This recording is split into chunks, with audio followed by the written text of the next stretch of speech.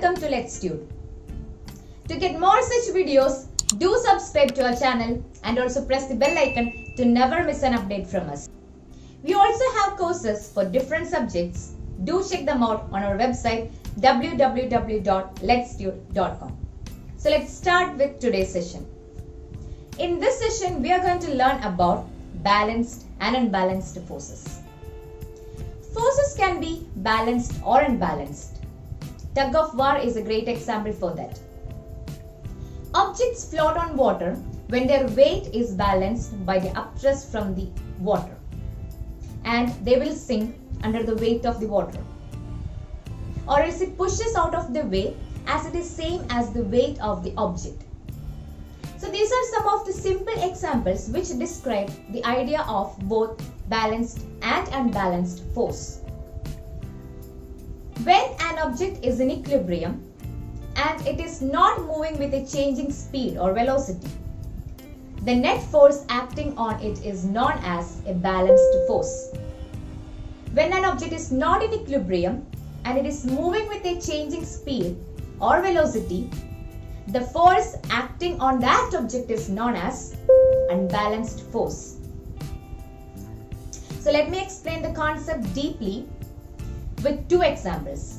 Number one, suppose I have a wooden block or an object and I'm going to place this wooden block on a table. Two strings are tied on the edges of that block and I'm going to mark it as A and B. If we apply a force by pulling the string A, what will happen to that block? That block would move to A, that means or in the side of A. If we apply a force by pulling the string B, of course, the block would move to the side B or in the direction of B. But if we pull two strings together from both sides with equal forces, what will happen? The object would not move, and that forces are known as balanced force. So now let me consider another situation. If we apply two different forces, two opposite forces with different magnitudes to pull that block, what will happen? The object or that wooden block would move. To what direction? The object or that wooden block would move in the direction of the greater force. That means we can understand that the forces which we applied to that object are not equal and they are not balanced, such that the unbalanced force which we applied tends that object into motion. And such observation suggests that an unbalanced force acting on an object brings it into a motion. Second example.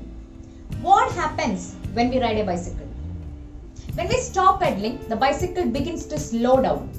This is because of the frictional force acting to the opposite direction of the motion.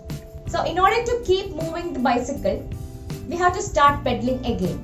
It thus appears that an object maintains its motion under the continuous application of an unbalanced force. But however, it is quite incorrect. As an object moves with a velocity, with a uniform velocity, when the applied forces are balanced or no new net external force would be there.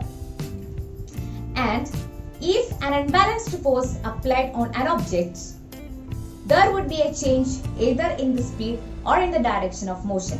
So to accelerate an object, an unbalanced force is required. That means there would be a change in the speed or in the direction of motion. That means an unbalanced force is completely dependent upon the speed or velocity or the direction of motion.